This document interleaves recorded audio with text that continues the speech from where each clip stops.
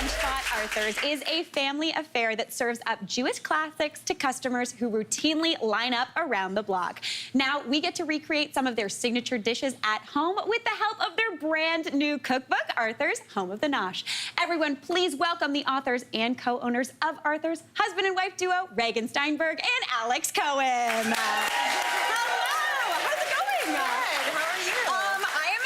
So well, and I'm very excited because huge congratulations on this absolutely stunning book. It is so beautiful, and I'm so grateful personally for you sharing your beautiful recipes with us. Congratulations. Thank you.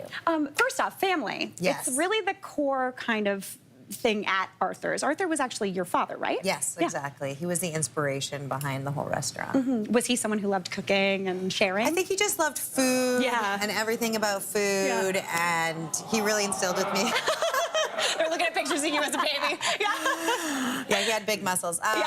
He just really instilled with me, like, the love for food. Yeah, so, I love that. Yeah. Today we are going to do kind of a version of a pancake. What are we making today?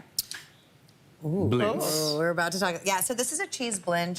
I can say that 3 times fast. Cheese blends. This is like a classic Ashkenazi treat. You can have it either like with your coffee, for breakfast, as a dessert. It's delicious. We've kind of made it our own. We've zhuzhed up the filling a little bit, and of course the toppings. So that's basically what we have here today. Okay, let's get going on this. So how do we make your cheese blends? Okay, so I'm gonna let my lovely wife. I'm gonna be the Vanna White. I like this.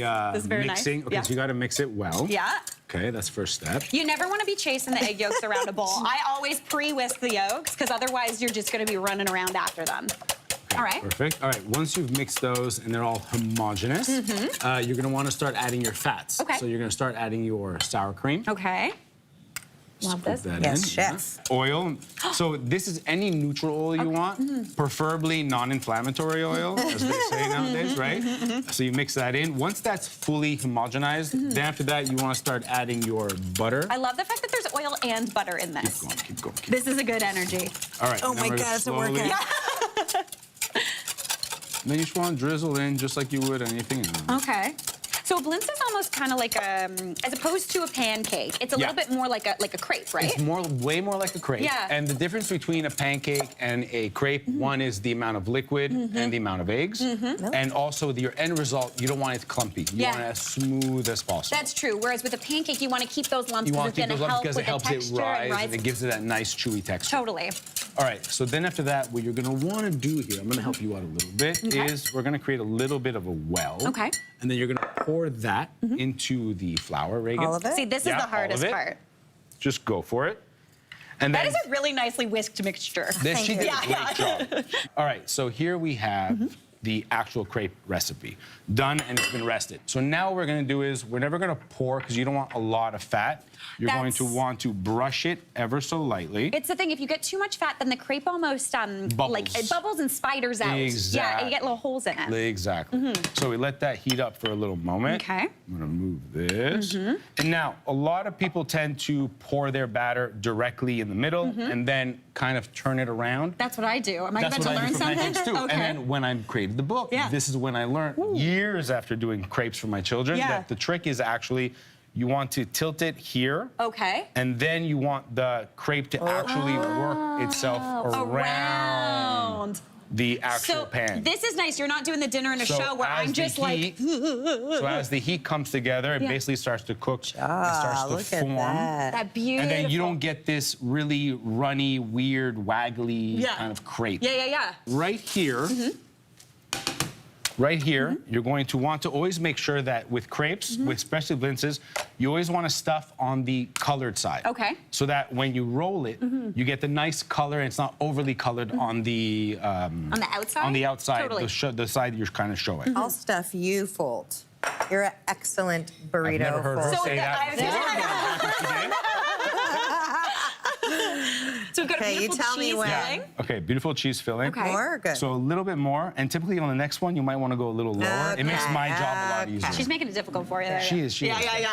It's my Okay, literal so just job. like a burrito, like anything else you were to do to roll up, you want to make sure you do the corners. Okay. Then you kind of want to drag it in and make sure that you're tucking it, so that in Tuck the and end, roll. you kind of have this beautiful little Gorgeous. pop. I am so excited about this.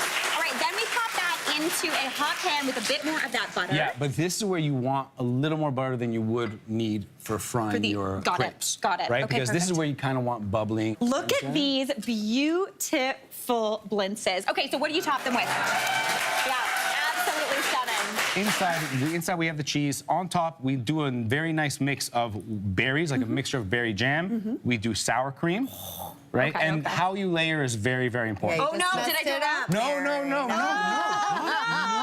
you did a wonderful job. You did exactly what you're supposed to do. Okay. Jam first, sour cream after. Oh, yes, I did it right. Oh my gosh, I got a gold star in blintz. You did right. And this is great to do with your kids because then they can plate it however they want, and you can have a bunch of different toppings. Thank you so much. Oh my gosh, this is an She's done this absolute. before. Thank you so much. I dolloped in my day. I'm not gonna lie. So then we want to place the strawberries on top. Okay, If here you we want, go. I can help you with I one was- of these. We'll do a nice little And it's so pretty fun because when it's kind of strawberry season, thing. you can do strawberry, you can do blueberry, Blueberries, blackberries, peaches, everything you want. Now, I would like you to take some of the meringue in your hand. Crushed meringue. Okay, yeah. So what I like to do is I like to take a little bit of crushed meringue and I crush it. Yes. Kind of like snow. Oh my gosh, look So at it that. kind of looks like powdered sugar, and then the rest you kind of like let it drop. Keep it crunchy. Keep it crumpy, keep it tough. Oh, you forgot the most Then, part. the most important part is the salt. A little bit of salt. Salt, if you don't put salt on your desserts, you're missing out. Get out of here. Get out. Yeah, absolutely. Alex Reagan, thank you so Thank much you for so being much here for today. having Huge congratulations on this absolutely stunning book. And studio audience, thanks to Reagan and Alex. You're all going home with a copy of Arthur's Home of the Nosh. We gotta take a break. Hey, Mary here. What did you think? Drop your comments below and don't forget to like and subscribe for more of the good stuff.